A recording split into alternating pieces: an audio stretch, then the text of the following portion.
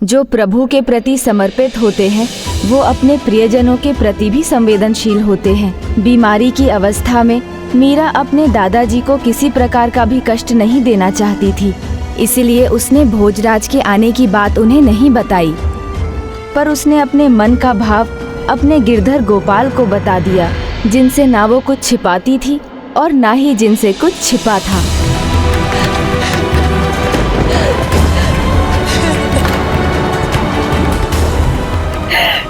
हे गिरधर गोपाल, सब जानते हुए भी आप मेरे मन की पीड़ा को क्यों नहीं समझ रहे? जब मीरा आपकी है तो वो किसी और की कैसे हो सकती है? तो फिर आप किसी को क्यों यहाँ आने दे रहे हैं? मुझसे मिलने दादाजी स्वस्थ नहीं है, जो मैं उनसे जाकर कुछ बोलूं? जिसके साथ स्वयं गिरधर गोपाल है, उसे क्या डरना? किंतु फिर भी मेरा हृदय शंका से भरा जा रहा है प्रभु। आपने जो दुविधा में मुझे डाला है, अब उस दुविधा से आप ही मुझे निकालेंगे। सिंह रूप धारण करके भक्त प्रहलाद को आपने बचाया, आपने गज को ग्राह से बचाया, देवी द्रौपदी की लाज की रक्षा भी आप ही ने की थी। तो क्या आप अपनी मीरा की रक्षा नहीं करेंगे प्रभु? तो क्या आप अपनी मीरा की रक्षा नहीं करेंगे प्रभु? द्रौपदी लाज राखी आप बढ़ाए उचीर, भगत कारण रूप नरहरि, धरियो आप शरीर, बुढ़तो गजराज राखियो, काटी कुंजर पीर, दासी मीरा लाल गिरधर, हरो मारी वीर।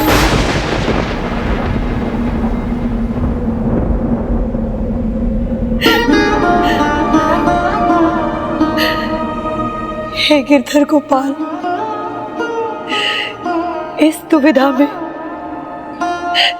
मेरे सहायक बनना, इस मीरा के प्रेम की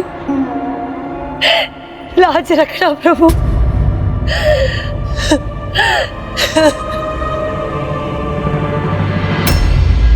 कैसी दुविधा पुत्री?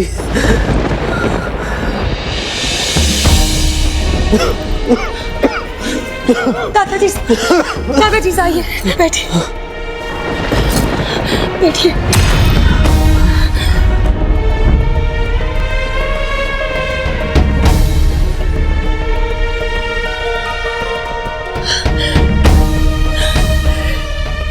दादाजी आप आराम क्यों नहीं कर रहे?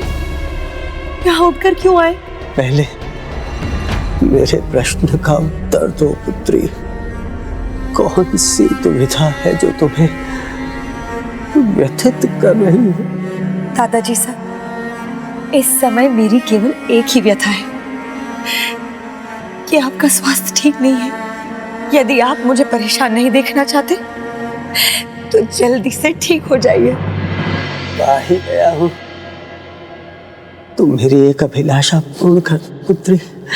हाँ बताइए दादाजी साहब। एक भजन सुना दो। बस इतनी सी बात? इसके लिए मैं आ जाती, मैं आपको सुना देती भजन। नहीं पुत्री, तुम्हारे मुख से भजन सुनने का उचित स्थान यही है, क्योंकि जब भी तुम प्रभु के सामने बैठकर भजन गाती हो तो सारा वातावरण भक्ति भाव से भर उठता है। प्रतीत होता है तुम्हारा भजन सुनने के लिए स्वयं गिरधर गोपाल समक्ष खड़े हो।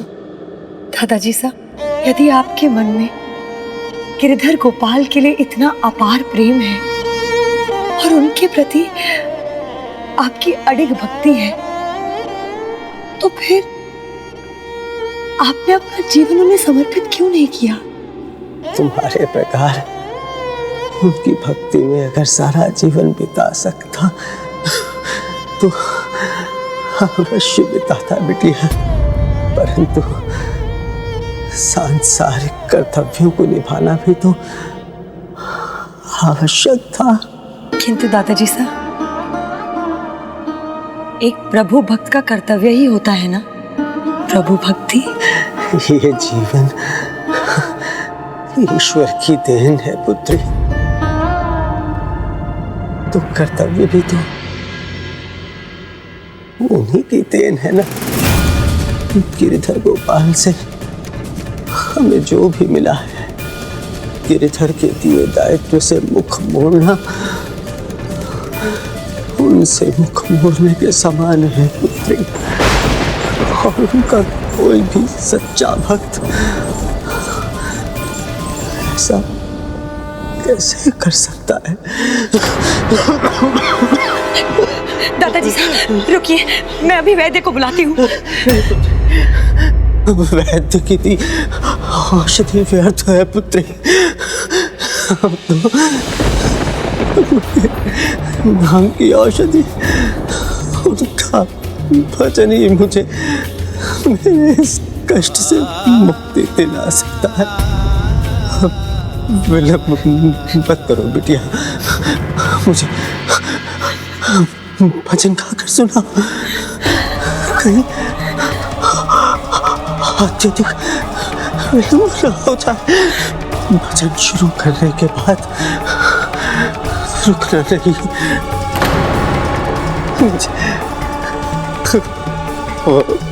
वचन दो पुत्री, जैसा मैंने कहा है वैसा ही करोगी तो मुझे प्रभु का भजन का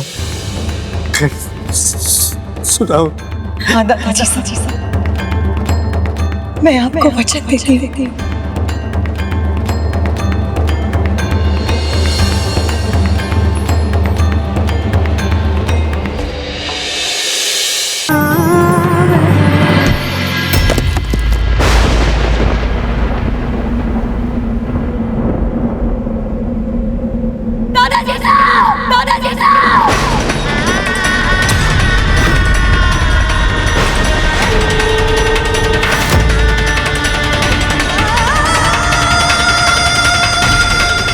भजन शुरू करने के बाद रुकना नहीं, भले ही मेरी सांस ही क्यों ना रुक जाए।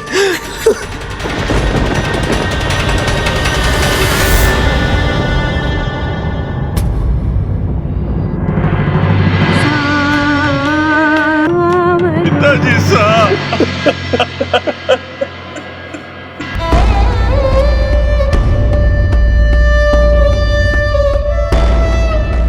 दादाजी साहब, दादाजी साहब,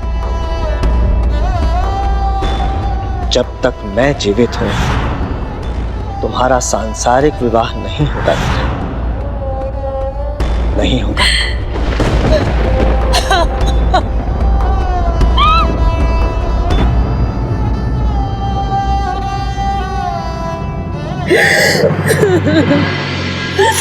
दादाजी साहब। दूधा सिंह जी के स्वर्गवास के बाद पूरा परिवार दुखी था, किंतु मीरा, उस पर तो जैसे दुखों का पहाड़ ही टूट पड़ा था, क्योंकि भोजराज का आना बस कुछ ही समय के लिए ही तो टल सकता था। अब तो मीरा के लिए स्थिति और भी विकट होने वाली थी, क्योंकि उसकी भक्ति समझने वाले, उसके लिए ढाल के समान खड़े रहने वाले उसके दादाजी सा अब नहीं रहे थे, और बड़ा पुत्र होने के कारण वीरम देव अब मेड़ता का शासक था। महाराज वीरम देव सिंह जी की जय। महाराज वीरम देव सिंह जी की जय। महाराज वीरम देव सिंह जी की जय।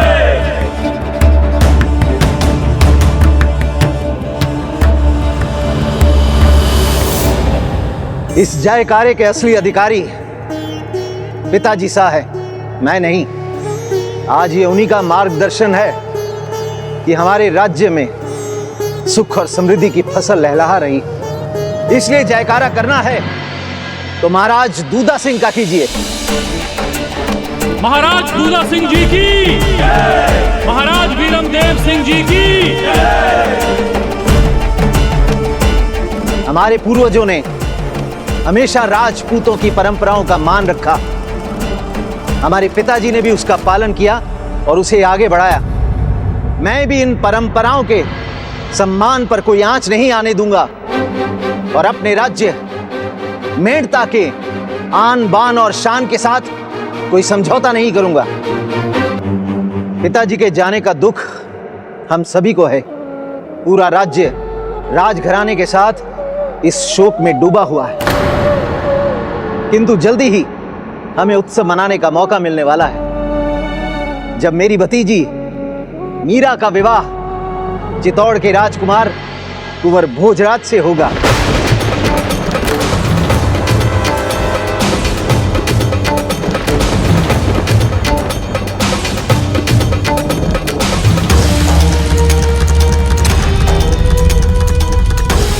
राजकुमारी सा ऐसे क्यों चली गई?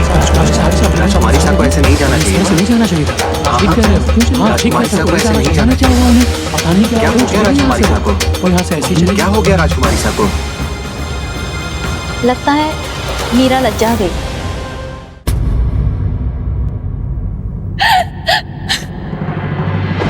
नहीं, ये नहीं हो सकता। मैं और किसी से ब्याह कैसे कर सकती हूँ प्रभु?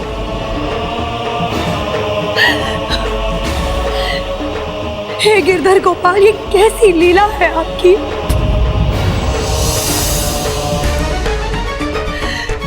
मैंने तो मन में मान लिया है कि मैं आपकी ब्याहता हूँ, आपको ही समर्पित हूँ।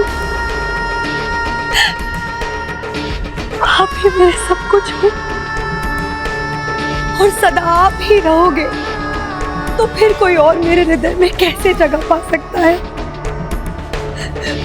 बताइए ना, कैसे जगह पा सकता है?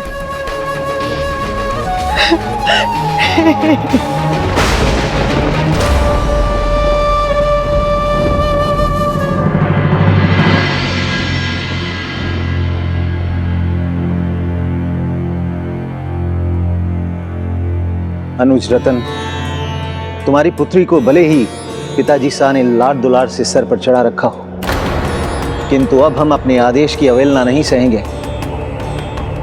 हमारी संतान ही हमारा मान नहीं करेगी तो भला प्रजा हमारा आदेश क्यों मानेंगे?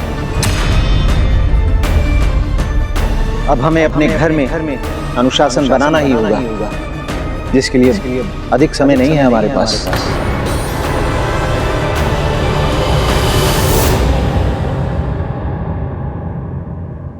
प्रणाम महाराज साहब। आपने उचित कहा कि अभी हमारे पास अधिक समय नहीं है। अभी सूचना मिली है कि चित्तौड़ से कुंवर भोजराज यहाँ के लिए निकल चुके हैं।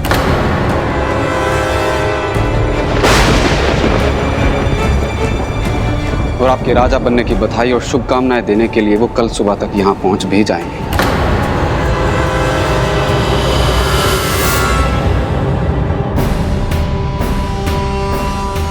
किंतु इतनी जल्दी मीरा को कैसे?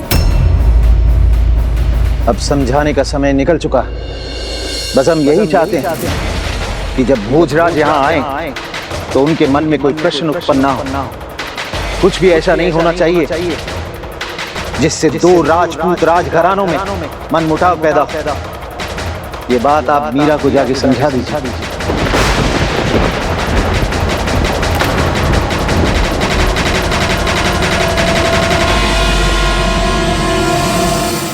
पुत्र जयमल, जो आज तक नहीं समझी वो भला आप क्या समझेगी? मैं जानती हूँ कल भी वो अपने गिरधर गोपाल की रट लगाए रहेगी, उनकी सेवा में ही रहेगी। लेकिन मैं नहीं चाहती कि भोजराज को लगे कि उसकी बुआ ने उसका संबंध एक जोगन से किया है। इसलिए कल तुम्हारा ये उत्तरदायित्व है कि तुम भोजराज को मीरा से दूर ही रखोगे। जब मीरा पूरी तरह से ब्याह के लिए तैयार होगी तब हम भोजराज को उससे मिलवा देंगे। हे गिरधारी, मैं सभी को कैसे समझाऊं? आप मुझे मिल चुके हैं तो मैं किसी और से क्यों मिलूं? क्यों मिलूं मैं किसी और से? मिलना तो तुम्हें होगा मीरा।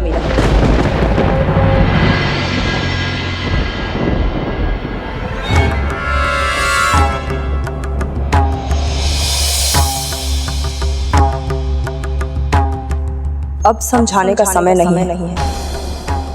कल ही कुंवर भोजराज यहाँ पधार रहे हैं। नहीं माँ, आप तो ऐसा मत कहिए। याद नहीं आपको? आप ही के शब्द थे ना कि मेरे दूल्हे गिरधर गोपाल हैं।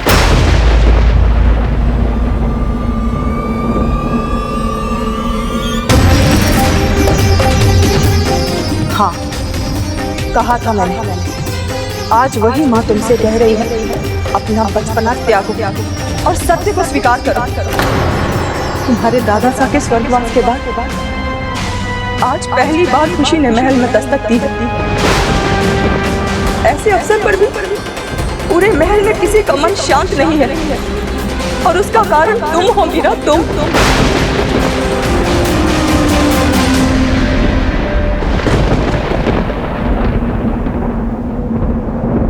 भगवान है ये सभी के, तुम्हारे पति नहीं। भगवान के रूप में इनकी पूजा करो, सेवा करो, पुण्य मिलेगा। किंतु कल जो आ रहे हैं कुंवर भोजराज, उन्हें अपने पति के रूप में स्वीकार करो मीरा। उनके स्वागत की तैयारी करो।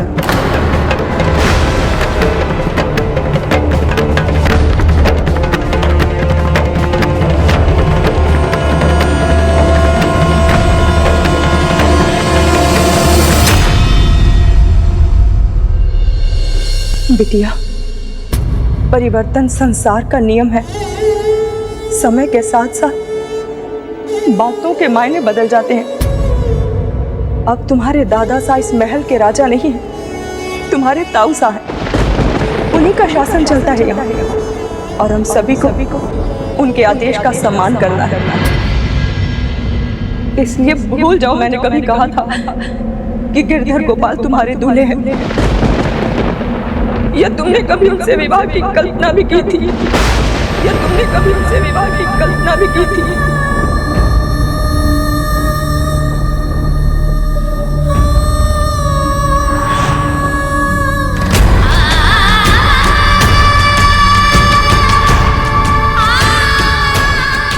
चांद से कह दो कि वो आकाश से उतर आए तो क्या वो आएगा?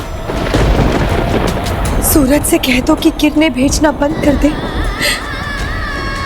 तो क्या ऐसा हो पाएगा माँ? माँ, जिसका जो स्वभाव होता है वो वैसा ही रहता है माँ, उसे बदला नहीं जा सकता।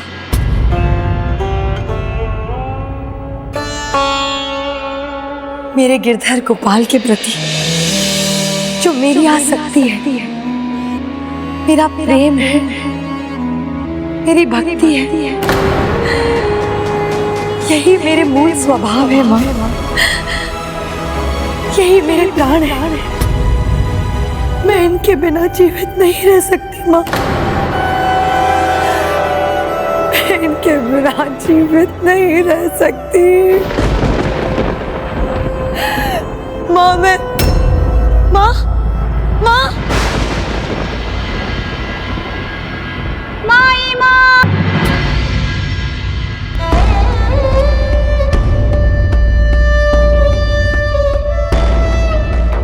माँ, जोगन बनना बंद करो मीरा।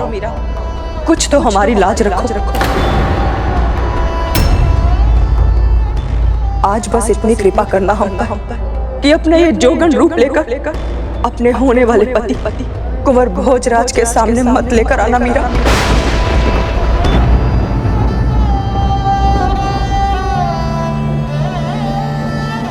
कि अपना ये जोगन रूप कुंवर भोजराज के सामने मत लेकर आना मीरा। फिर क्या हुआ गजानन? मीराबाई का हृदय तो जैसे उस दिन टूट ही गया था। और उस रात पूरा परिवार सो नहीं सका।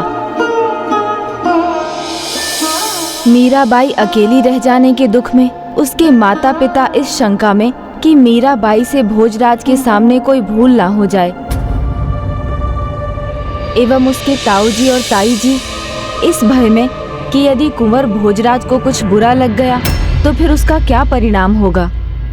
जब शेष सभी भोजराज के आने को लेकर तनाव में थे, तब मीरा तो अपने गिरधर गोपाल की सेवा में ऐसी मगन थी कि उसके आनंद में उसे और कुछ याद ही नहीं रहा।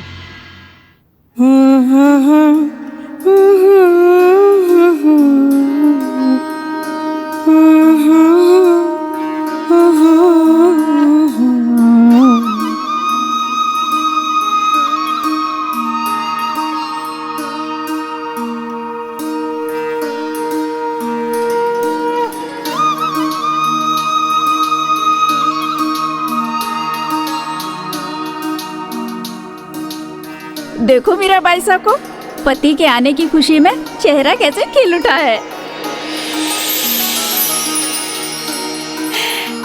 चेहरा क्यों ना खिला हो, मेरे पति मेरे सामने जो है।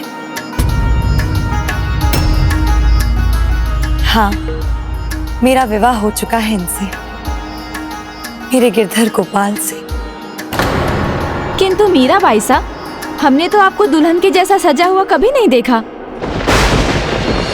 हाँ, दुल्हन के लिए तो जोड़ा आता है दूल्हे के यहाँ से। न वो आया न वो खुद आए आपको लेने, अपने साथ ले जाने।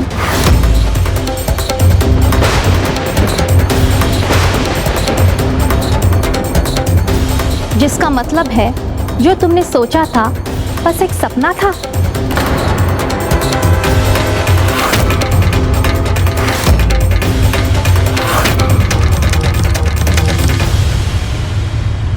क्योंकि अगर वो सच होता तो विधि विधान से तुम्हारा ब्याह गिरधर गोपाल से होता। तो ब्याह भले ही ना देखते, पर तुम्हारे दूल्हे के भेजे हुए ब्याह के जोड़े में तुम्हें देखने का अवसर तो मिलता ना हमें।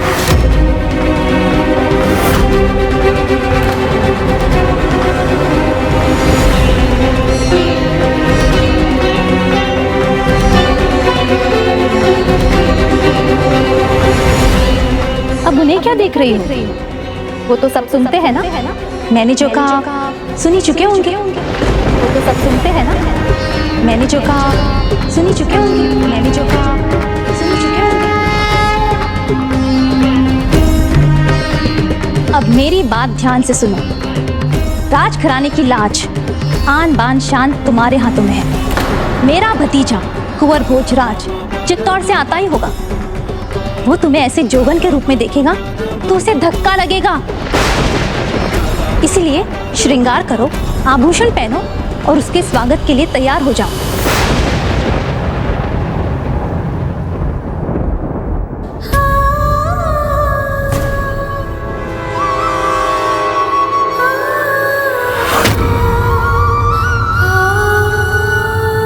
ताईसा,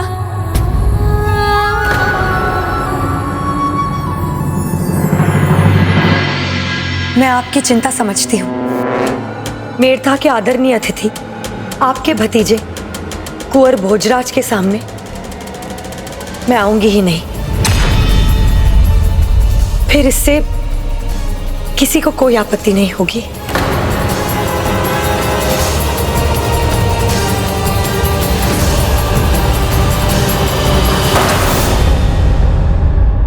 भाभी साहब, यदि मीरा हट कर गई, कुंवर साहब के सामने नहीं आई, तो हम क्या करेंगे?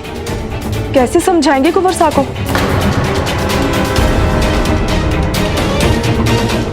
महारानी साहब, चित्तौड़ से कुंवर भोजराज साहब पधार चुके हैं। पधारो पुत्र भोजराज, पधारो।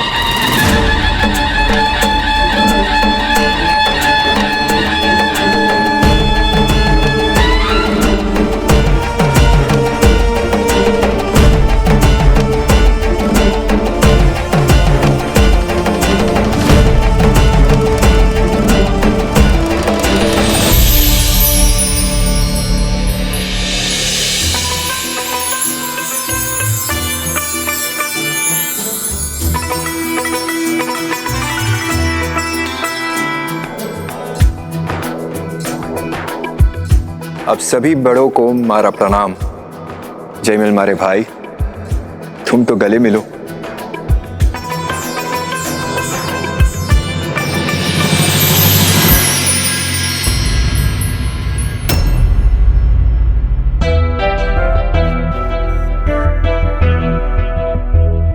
और सभी हैं यहाँ, पर मीराबाई नहीं दिखाई दी।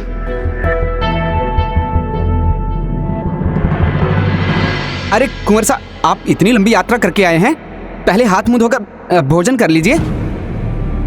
उचित है जयमल, किंतु वो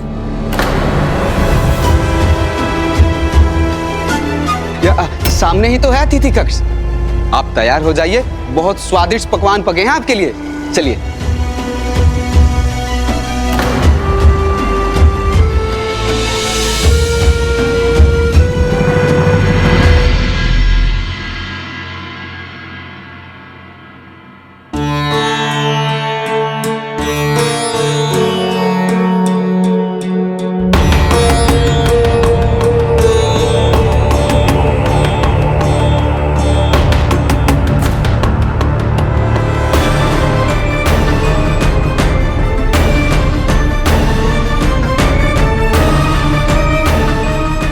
मीराबाई नहीं दिखाई दी अभी तक।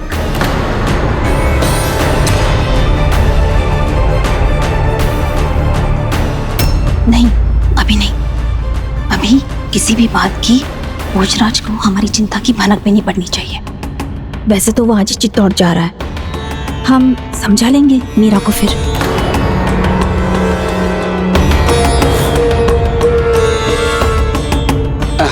अब प्रतीक्षा करना कठिन हो रहा है ना? कोई बात नहीं, उनके भी दर्शन हो जाएंगे आपको। पहले हमारा महल तो देख लीजिए, और फिर उसके बाद आपको नगर भी तो घुमाना है। इतनी जल्दी क्या है जयमल, अभी तो हूं मैं 1-2 दिन यहाँ। हाँ चलिए, आइए। 1-2 दिन? भाभी साहब, हमें जल्दी ही कुछ करना होगा।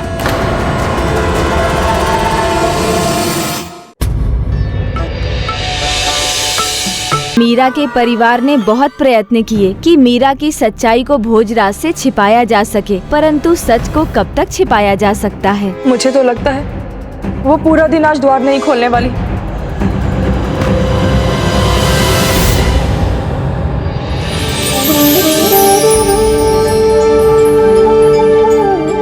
ये क्या? आज फूलों की टोकरी में तो फूल है ही नहीं। लगता है रखना भूल गए होंगे। मैं स्वयं ले आती हूँ। राजघराने की लाज, आन बान शान तुम्हारे हाथों में है। मेरा भतीजा कुंवर भोजराज चित्तौड़ से आता ही होगा। वो तुम्हें ऐसे जोगन के रूप में देखेगा तो उसे धक्का लगेगा। अब मैं क्या करूं? मैंने तो ताईसा और मासा से कहा है कि मैं तो अतिथि के सामने भी नहीं आऊंगी।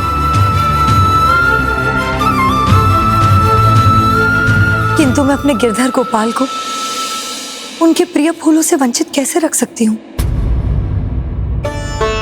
तुम चिंता मत करो, जयमल है ना, सब संभाल लेगा। अभी तो वो भोजराज को बगीचा दिखाने ले गया है। कल सुबह ही दोनों आखेट के लिए निकल जाएंगे। पूरा दिन उसी में चला जाएगा। जब कुंवर भोजराज यहाँ नहीं होंगे तब हमें मीरा को साफ साफ कहना है कि हम उससे क्या चाहते हैं और उसे क्या करना है।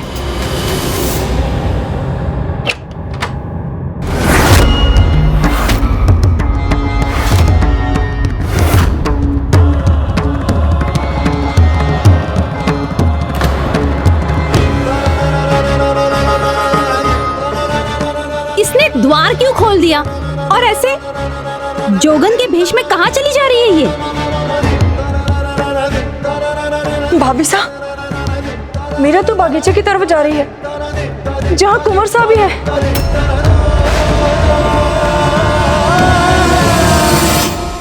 अस्त्रों की कठोरता के हम राजपूत उपासक हैं, तो फूलों की कोमलता भी समझते हैं। युद्ध की करूपता देखना जानते हैं, तो प्रकृति की सुंदरता भी पहचानते हैं। इसलिए हमारी अस्त्रशाला में अनेकों अस्त्र हैं, तो हमारे बगीचे में भी फूलों की कमी नहीं।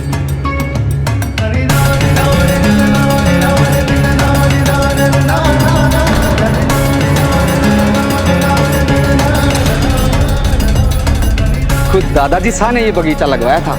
जगह जगह से तरह तरह के फूल मंगवा कर लगाए थे यहाँ।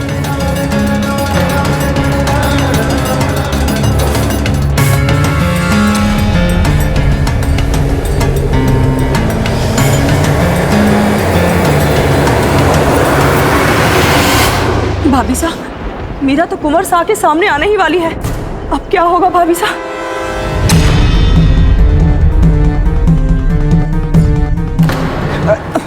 ये देखिए, ये फूल जैसे घास के गुच्छे ने इसने थाम रखा हो। यही तो इसकी विशेषता है।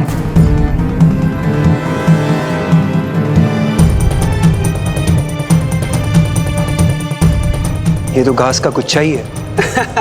मैं जानता था। मैं तो बस यही देखना चाहता था कि आपका ध्यान इधर है या कहीं और ही लगा हुआ है। जयमल, तुम बार बार मेरा ध्यान भटकाने की कोशिश क्यों कर रहे हो? मैं जब से आया हूं तब से लेकर अब तक हर पल तुम मेरे साथ हो, लेकिन जो बात करनी है वो नहीं। मीरा की बात, क्या उसमें कोई परेशानी है? नहीं नहीं कुंवर साहब, ऐसा तो कुछ भी नहीं है। तो फिर क्यों? मुझे ऐसा क्यों लग रहा है कि हर कोई मुझसे कुछ छिपाने की कोशिश कर रहा है? मीरा से मुझे नहीं मिलने दिया जा रहा है। नहीं नहीं, हम भला ऐसा क्यों चाहेंगे? भोजराज के मन में संदेह तो आ ही गया होगा। जयमल मेरे भाई, यदि ऐसी कोई बात है जो मुझे पता होनी चाहिए तो मुझे बता दो, मैं समझने की कोशिश करूंगा। वो कुंवर साहब,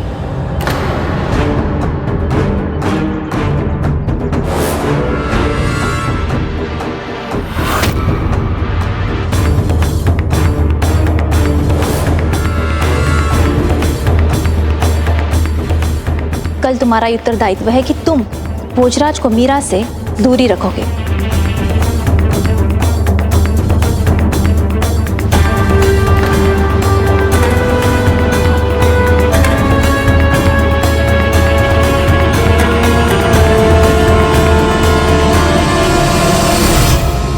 जयमल, बात क्या है?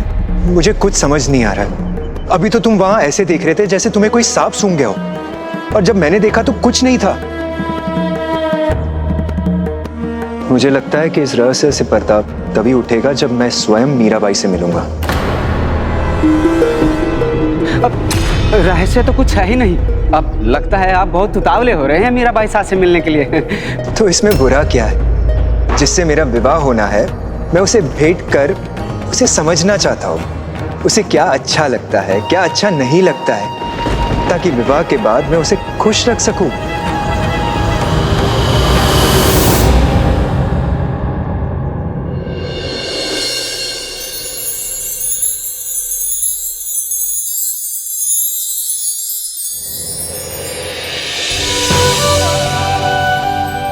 मेरे गिरधर गोपाल, आपको तो मेरी पसंद नापसंद सब कुछ पता है, तो किसी और को जानने की क्या जरूरत? ये मीरा तो अपने गिरधर गोपाल की है और हमेशा रहेगी। और ये सब भी ना आप ही के कारण हो रहा है। आप मुझे ले जाने में इतनी देरी कर रहे हैं ना, मैं कह देती हूँ आपसे, चाहे जो कोई मुझे मिलने आ जाए, मुझे देखने आ जाए, मुझे लेने आ जाए, किंतु मैं किसी के साथ नहीं जाऊंगी।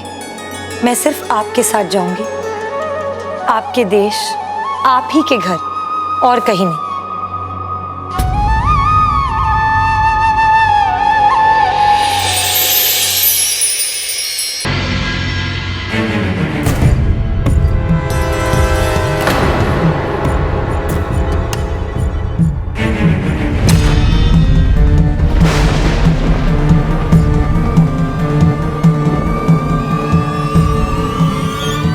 कुंवर साहब, आपने अपनी मीरा को ढूंढ ही लिया।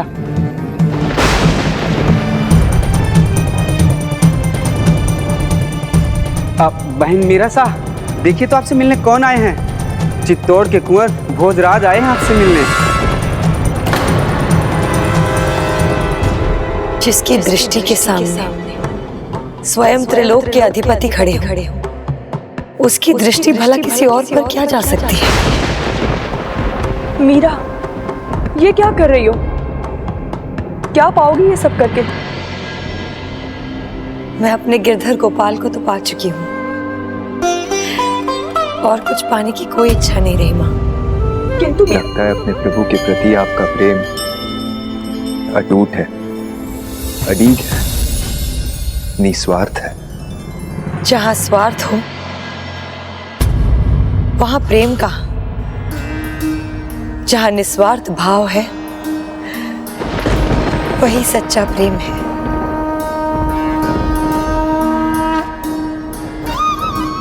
दूध की मथनियां बड़े प्रेम से विलोई, दधी मती गिरध काढ़ी लियो, दारी दई छोई, भगत देखी राजी होई, जगत देखी रोई, दासी मीरा लाल गिरधर तारो अब मोही। जिस तरह दही को मथने से घी ऊपर आ जाता है और मट्ठा पीछे छूट जाता है, उसी तरह मैंने अपने गिरधर की भक्ति को ऐसे मथा है जिससे सारा निस्वार्थ प्रेम ऊपर आया है और सारा सांसारिक मोह पीछे छूट गया है। अपनी जिबा को संभालो मीरा, कभी भी कहीं भी कुछ भी बोल देती हो। क्षमा कीजिए महाराज साहब, किंतु मीराबाई सा जो कह रही है वो सत्य है।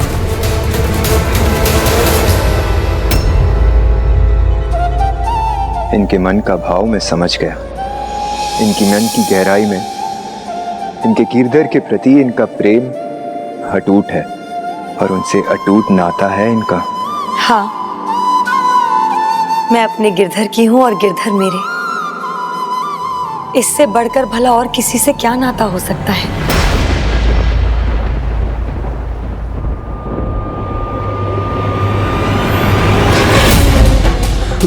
कुंवर सा,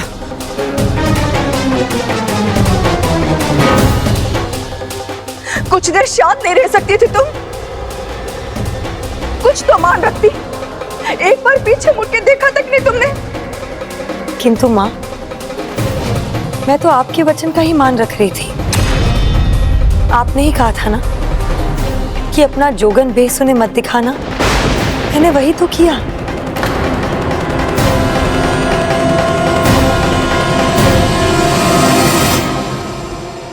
आप कहाँ जा रहे हैं कोरसा? मुझे मीराबाई सा के बारे में जितना जानना था जान चुका। मैं क्षमा चाहता हूँ, मीराबाई आपका अपमान नहीं करना चाहती थी। वो तो बस आपसे मिलने को तैयार नहीं थी। मुझे लगता है मुझे आज ही वापस लौट जाना चाहिए। किंतु आपने तो कहा था कि आप कुछ दिन रुकेंगे यहाँ। मैं क्षमा चाहता हूँ, मैं अपने परिवार और मीराबाई की तरफ से क्षमा चाहता हूँ। कुंवर सा, क्षमा याचना नहीं मेरे भाई, मेरे चित्तौड़ जाने की तैयारी करो। अगले ही दिन भोर में वहां से प्रस्थान करने के भोजराज के निर्णय से सभी तनाव में थे, क्योंकि किसी को कुछ पता नहीं था कि भोजराज के मन में क्या चल रहा था। पूरी रात उन सभी ने इसी चिंता में बिताई। क्या हुआ? भोजराज ने कुछ कहा? बस इतना ही कि वो जल्द से जल्द यहाँ से जाना चाहते हैं। मैंने सब तैयारियां कर दी हैं, वो किसी भी वक्त यहाँ से जा सकते हैं।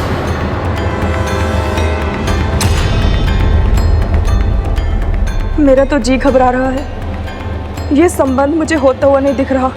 इससे तो बड़ा अपमान होगा हमारा। राणा सांगासा को लगेगा कि हमने उन्हें धोखे में रखा। हमारी मित्रता हमेशा के लिए मिट जाएगी, चाहे कुछ भी हो। साम दाम दंड भेद कुछ भी करना पड़े, उसे ये विवाह करना ही पड़ेगा। किंतु भाई साहब, अब तो समस्या और भी बढ़ गई है। हमें कुंवर भोजराज को समझाना ही होगा, किंतु कैसे करेंगे हम?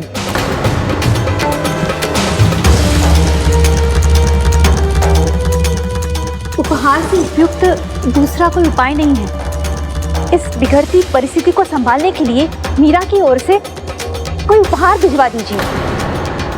हो सकता है भोजराज का क्रोध शांत हो जाए। आपसे किसने कहा कि मैं क्रोधित हूँ बुआ?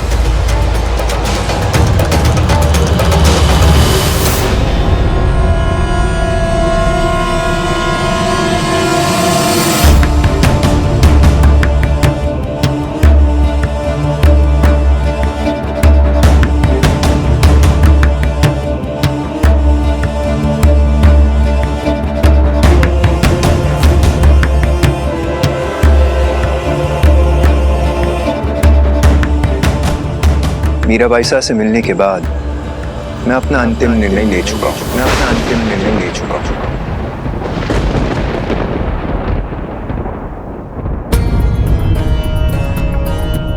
लगता है निर्णय वही होगा जो मैं चाहती हूँ। तो कुंवर साहब, क्या निर्णय है आपका? जल्दबाजी में कोई आपने गलत फैसला तो नहीं ले लिया ना?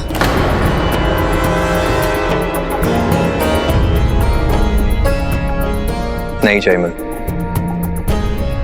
महाराज साहब, मीराबाई सा से मेरा विवाह होने वाला है। उन्हें जानने के लिए मैं यहाँ आया था और आज सौभाग्य से उन्हें देख भी लिया और उन्हें समझ भी लिया कि उनके गिरधर के प्रति उनकी भक्ति उनके लिए सब कुछ है। किंतु ब्याह के बाद तो सभी बदल जाते हैं, वो भी बदल जाएगी। बदल तो सकती है, किंतु उनके गिरधर के प्रति उनकी भक्ति और प्रेम नहीं।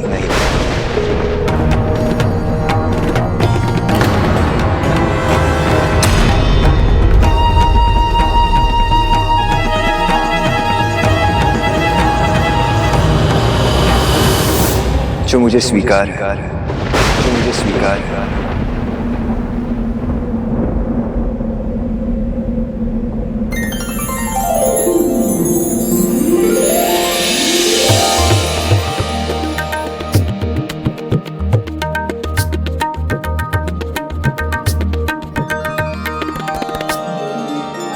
यदि आपको कोई ऐतराज ना हो तो मेरे बड़ों से बात कर विवाह की तिथि नियत कर सकते हैं।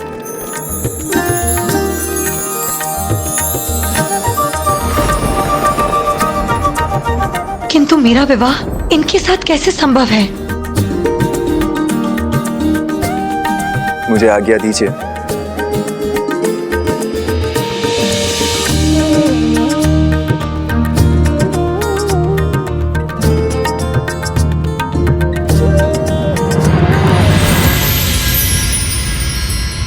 खुशी मनाने का समय अभी नहीं है। क्यों नहीं है? क्योंकि विवाह के लिए केवल कुंवर भोजराज तैयार हुए हैं, हमारी मीराबाई सा नहीं। उन्हें विवाह के लिए कौन राजी करेगा?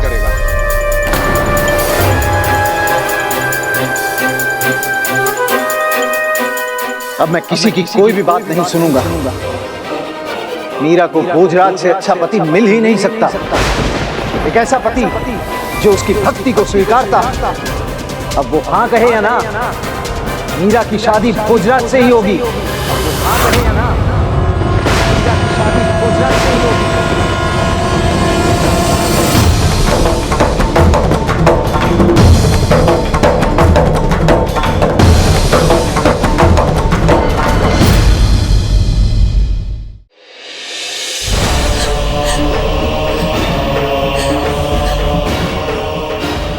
आप अपनी मीरा के साथ ऐसा कदापि नहीं होने दे सकते प्रभु। आप तो अंतर्यामी हैं, मेरे गिरधर गोपाल हैं, तो आप ये सब कैसे होने दे सकते हैं? ये कैसी परीक्षा ले रहे हैं मेरी प्रभु? क्या उद्देश्य बचा है मेरा यहाँ? क्यों हूं मैं यहाँ? यहाँ तो सभी ने मेरा साथ छोड़ दिया है।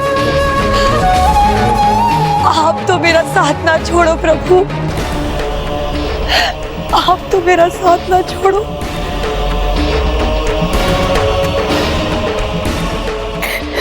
तुम्हें प्यार से समझाया, क्रोध में डांट कर भी देख लिया, किंतु किसी तरह का कोई असर नहीं हो रहा तुम पर। किसी तरह समझने को तैयार ही नहीं हो तुम मीरा। समझने को मैं तैयार नहीं कि आप सब नहीं मां। क्यों नहीं समझ रहे आप लोग? जो मेरे सामने है वही मेरे पति है, ना कि वो जो बाहर है। नहीं मीरा, नहीं। जो तुमने देखा था वो एक सपना था। आप सबके लिए ये एक सपना होगा, पर मेरा सत्य तो यही है। किंतु मेरा अगर ब्याह हुआ होता तो सेविकाओं ने तुम्हें दुल्हन जैसे सजे देखा होता, किंतु ना तो तुमने ब्याह का जोड़ा पहना था, ना तुम्हारे गले में वरमाला थी, ना सर पे मांग टीका, ना नाक में नथनी, ना गले में मंगलसूत्र। कैसा विवाह बिटिया, बताओ कैसा विवाह? जब मेरे गिरधर मेरे लिए ये सब भेजेंगे तो मैं पहन लूंगी माँ। तो ठीक है, कह दो अपने गिरधर से कि भेजे तुम्हें सुहाग का जोड़ा, जिसे सभी परिवार वालों को विश्वास हो जाए, सभी जान जाए जिनके पीछे तुम इतनी बावली हो, उन्हें भी तुमसे उतना ही प्रेम है।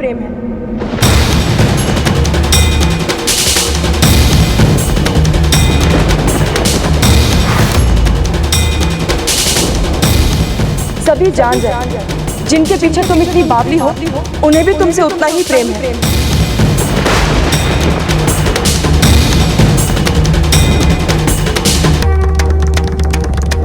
सुन लिया ना आपने माँ क्या कह रही है? अब तो भेजेंगे ना आप सब? चिंता मत करो माँ, मेरे गिरधर ने सब सुन लिया है। आप जैसा चाहती हैं वैसा ही होगा। मेरे गिरधर गोपाल मेरे लिए सब भेजेंगे। बस बंद करो ये बावलापन मीरा। खुशी मनाओ कि तुम्हारा ये जोगन रूप देखने के बाद भी कुंवर भोजराज ने तुम्हें स्वीकार कर लिया है। अब वो भेजेंगे तुम्हें ब्याह का जोड़ा, तुम्हारे गिरधर गोपाल ने। अब वो भेजेंगे तुम्हें ब्याह का जोड़ा, तुम्हारे गिरधर गोपाल ने। सच्चा प्रेम पुष्प की उस सुगंध की तरह होता है जिसे छुआ नहीं केवल महसूस किया जा सकता है, और जिसने एक बार ये प्रेम महसूस कर लिया तो उसका जीवन प्रेम की सुगंध से भर जाता है। मेरा प्रेम सच्चा है तो मेरे गिरधर गोपाल मेरे इस प्रेम की लाज अवश्य रखेंगे।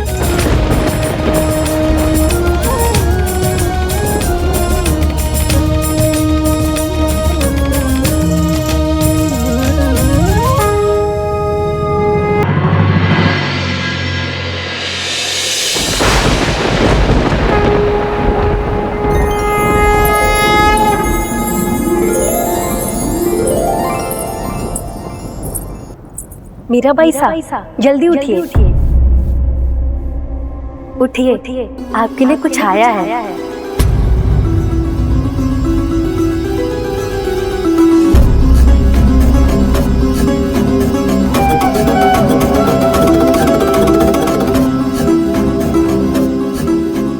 अपना सुहाग का जोड़ा स्वीकार कीजिए।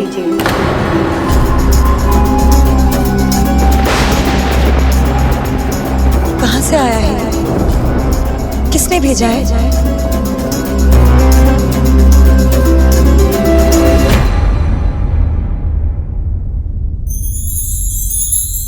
देवरानी सा,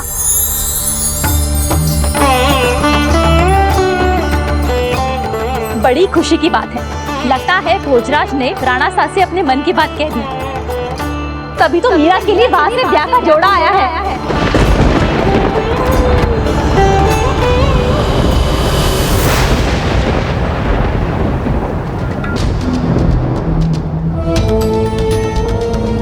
क्या हुआ, तुम खुश क्यों नहीं?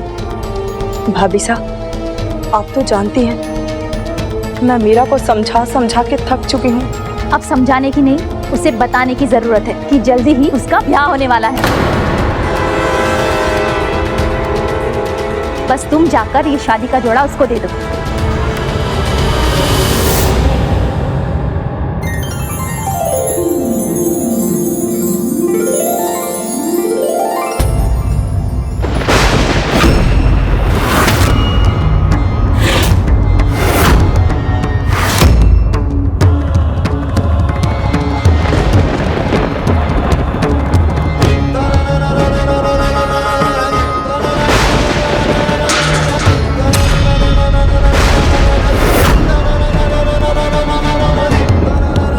क्या हुआ?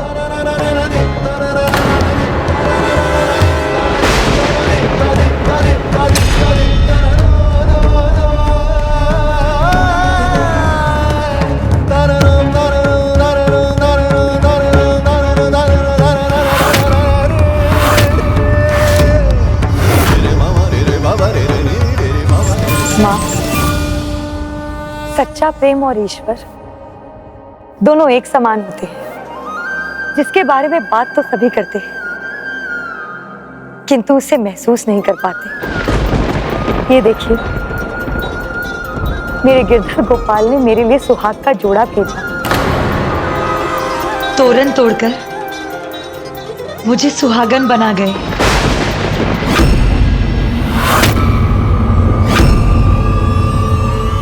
अब मंगलसूत्र भी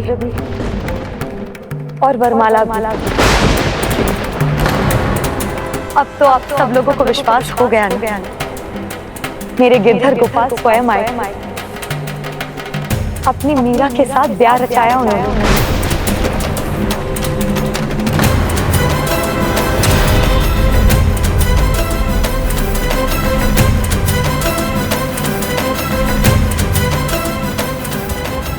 ये क्या है मीरा? ये 16 श्रृंगार, ये ब्याह का जोड़ा कहां से आया तुम्हारे पास? किसने दिया? माँ, मेरे गिरधर गोपाल ने भेजा है ये, अपनी मीरा के लिए द्वारका से। कह दो अपने गिरधर से कि भेजे तुम्हें सुहाग का जोड़ा, जिसे सभी परिवार वालों को विश्वास हो जाए, सभी जान जाए, जिनके पीछे तुम इतनी बावली हो, उन्हें भी तुमसे उतना ही प्रेम है। देखा माँ, मेरे गिरधर गोपाल ने अपनी मीरा को उनके प्रेम का प्रमाण भेजा।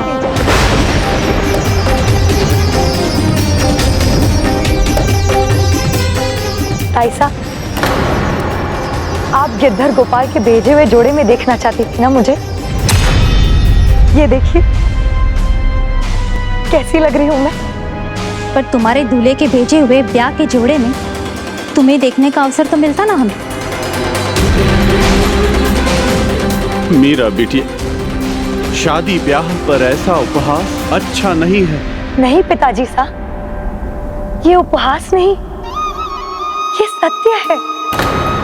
ये तो मेरी श्रद्धा का परिणाम है, मेरे प्रति उनके प्रेम का संकेत है ये,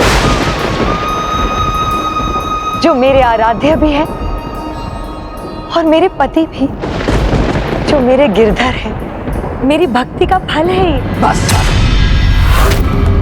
बहुत हुआ ये बावलापन, ये झूठ है, ये केवल तुम्हारा सपना है।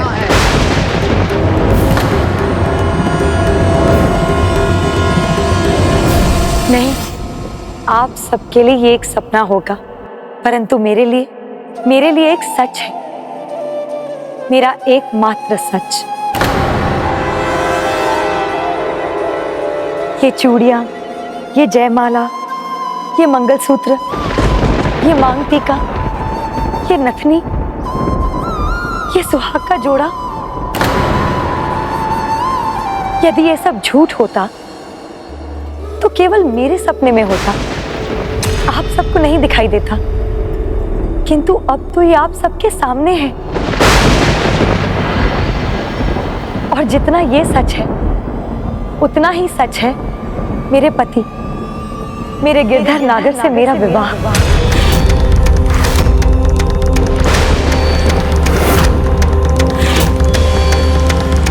अब तो आप सब विश्वास कीजिए, सब कुछ प्रत्यक्ष है। और क्या प्रमाण दूं मैं आप सबको? ठीक है, मैं आप सबको पूरी घटना विस्तार से बताती हूं।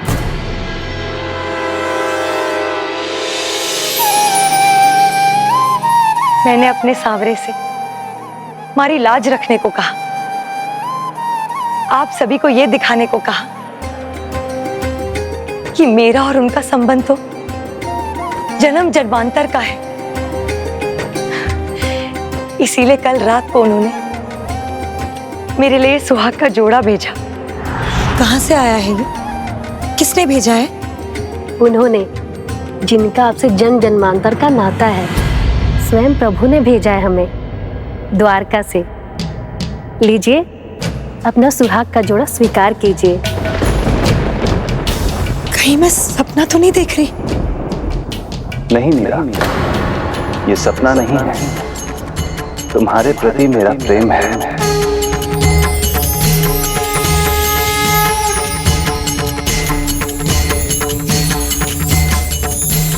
इस जन्म में ही नहीं, पूर्व जन्म में भी तुम मुझे अतुलित प्रेम देने वाली हो। ये उसी प्रेम का फल है। हाँ प्रभु,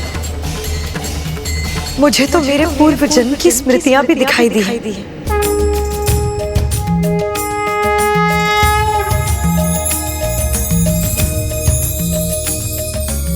मुझे विश्वास था आपके प्रति अपनी भक्ति पर, अपनी आस्था पर, अपने प्रेम पर। ये केवल इस जन्म का नहीं, जन्म जन्मांतर का नाता है।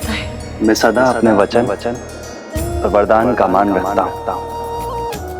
द्वापर में दिए गए वचन और वरदान को निभाने का समय इस कलयुग में आने वाला है। तुम्हें तुम्हारी भक्ति, आस्था और प्रेम का फल अवश्य मिलेगा। तुम्हारे गिरधर गोपाल से तुम्हारा मिलन होगा। बुराई और कुरीतियों को रोकने के लिए तुम्हारा मिलन अपने प्रभु अर्थात मुझसे होगा। जो राधा के कृष्ण कहलाते हैं, वो मीरा के गिरधर भी पुकारे जाएंगे। इसलिए ये विवाह का जोड़ा स्वीकार करें। फिर सभी सेविकाओं ने मुझे इस जोड़े में सजाया और मेरे दीनानाथ मेरे लिए बारात लेकर आए। नियत समय अभी नहीं आया है मेरा। जब वो समय आएगा तब मैं स्वयं आऊंगा तुम्हें लेने।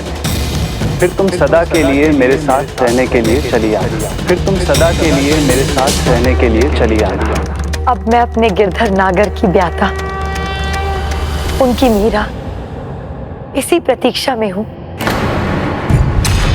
कि वो कब आएंगे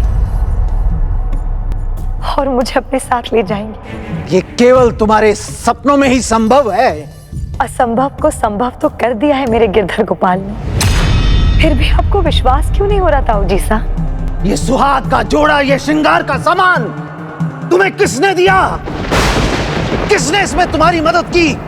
ये मैं नहीं जानता, परंतु मैं इतना जानता हूं कि जीवन स्वांग नहीं, सच्चाई है, और इस सच्चाई का सामना तुम्हें करना ही पड़ेगा।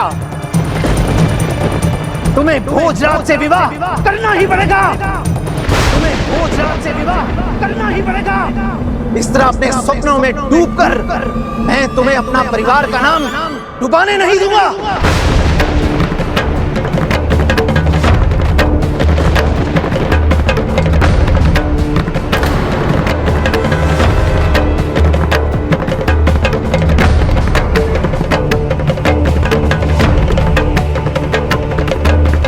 तुम्हारे ससुराल से तुम्हारी शादी का जोड़ा आया है, इसे पहनो।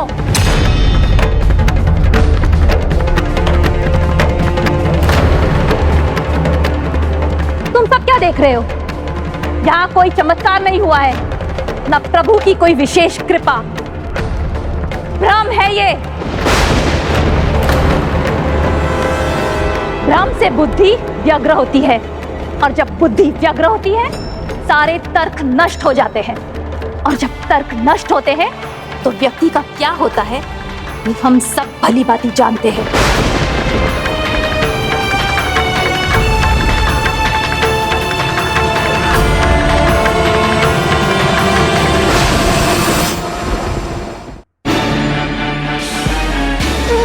मीरा, चाहे तो 1-2 दिन और ले लो या पूरा महीना ही ले लो, पर इस स्वप्न नगरी से बाहर निकलो, अन्यथा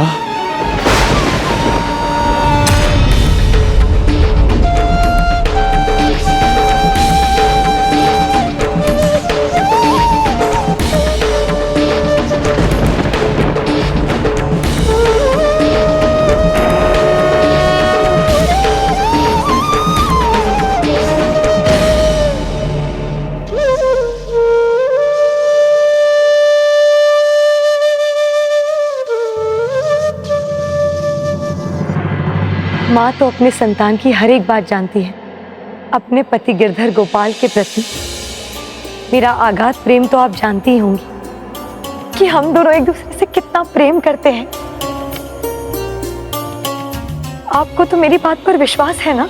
हाँ बेटिया, मुझे तो हमेशा ही तुम पर विश्वास रहा है कि तुम्हारे प्रभु तुम्हें बहुत प्रेम करते हैं। मैं मानती हूँ, किंतु प्रभु के रूप में प्रभु भी अपने भक्त से उतना ही प्रेम करते हैं जितना उनके भक्त उनसे।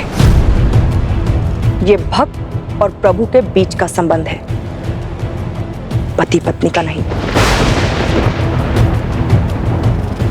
जैसे तुम्हारे ताऊसा ने कहा है, तुम्हारे पति चित्तौड़ के कुंवर भोजराज होंगे।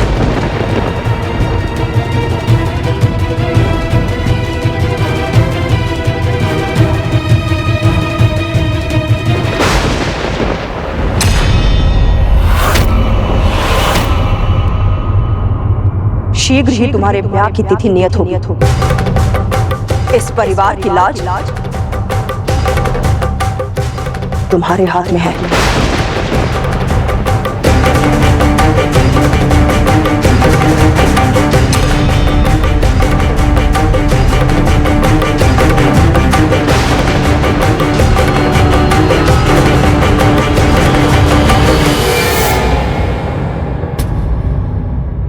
देख रहे हैं ना प्रभु,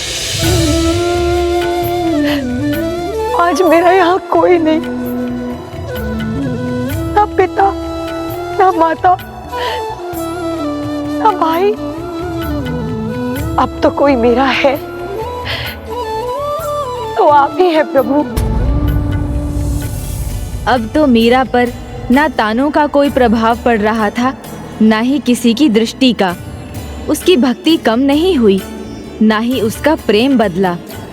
जो बदला वो तो बस उसका सेवा भाव था, क्योंकि पहले वो एक भक्त, एक सेविका की भांति अपने प्रभु की सेवा करती थी। अब वो पत्नी भाव से उनकी सेवा में लग गई। वो तो बस अपने गिरधर गोपाल में ही मग्न रहती। तब तो उसके ताऊसा बहुत क्रोधित हुए होंगे। वो क्रोधित थे क्योंकि उनकी चिंता बस इस संबंध को लेकर नहीं थी, अपितु वो तो मीरा के भविष्य को लेकर भी चिंतित थे। वो चाहते थे कि मीरा सामान्य रूप से अपना जीवन जी सके।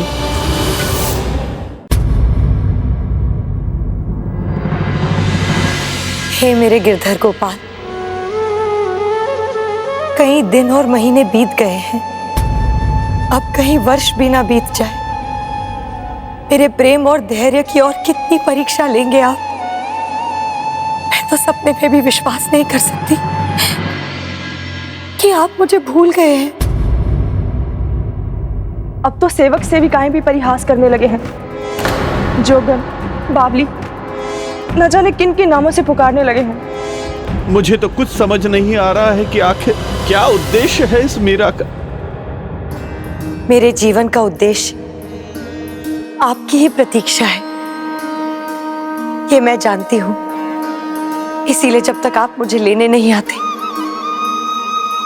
मैं आपके प्रेम में, आपकी भक्ति में पद और भजन लिखती रहूंगी, उन्हें गाती रहूंगी। यही मेरे सद्गुरु का भी सुझाव था।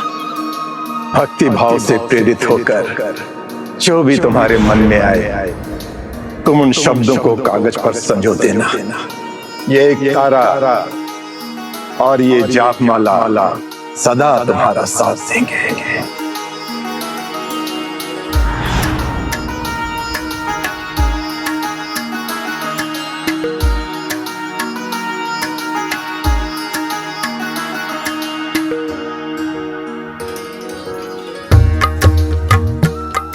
चाहे कुछ भी हो जाए, मैं आपकी भक्ति और आपके प्रति निष्ठा में कोई कमी नहीं आने दूंगी। सदा नियमित रूप से मैं आपकी भक्ति में ही लीन रहूंगी। चिंता का कोई लाभ नहीं। अब तो विवाह होगा मीरा का, जिससे उसकी निष्ठा अपने आप बदल जाएगी और वो अपने पति के प्रति समर्पित हो जाएगी। यदि आप दोनों उसके माता पिता हो तो मीरा मेरी भी पुत्री के समान है। अब हमें सबको मिलकर उसका ध्यान रखना है, जिसके लिए आप दोनों को बस उससे हाँ बुलवाना है उसके विवाह के लिए। फिर उसके लिए चाहे कोई भी उपाय क्यों ना अपनाना पड़े, जिसके लिए माता पिता की सौगंध देनी पड़े तो दीजिए, जिसके लिए माता पिता की सौगंध देनी पड़े तो दीजिए। अर्थात एक ओर मीराबाई का दृढ़ निश्चय था कि वो अपने गिरधर गोपाल की सेवा में ही रहेगी, वहीं दूसरी ओर उसका परिवार भोजराज से विवाह करवाने पर तुला था। हाँ, और जब विवाह की तिथि आई, भोजराज सज धज कर राजसी बारात लेकर पहुंचने वाला था।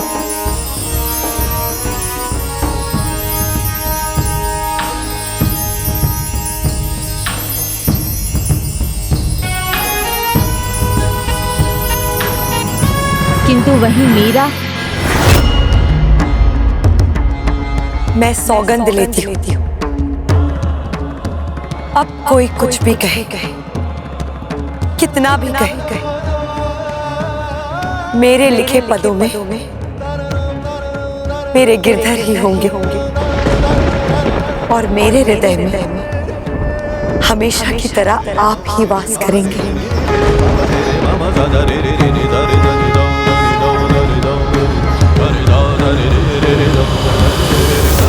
हरि गुण गावत नाचूंगी, हरि गुण गावत नाचूंगी, अपने मंदिर मुंह बैठ बैठ कर गीता भगवत बाचूंगी। राजकुमारी सा, बारात द्वार पर लगने वाली है, आप श्रृंगार तो आरंभ कीजिए, नहीं तो समय पर तैयार कैसे होंगी। जिसके जीवा पर सदा गिरधर का नाम, एक हाथ की शोभा जाप माला से हो और दूसरे हाथ में प्रभु भजन का एक तारा हो, इतने दिव्य श्रृंगार के बाद किसी और श्रृंगार की क्या आवश्यकता। मेरी बारात तो गिरधर लेकर आएंगे, वो जब कहेंगे मैं उठकर चल दूंगी। किंतु बाहर मीरा कहीं नहीं जाने वाली, जब तक उसके गिरधर नहीं आ जाते वो यही अपने गिरधर का नाम जपती रहेगी।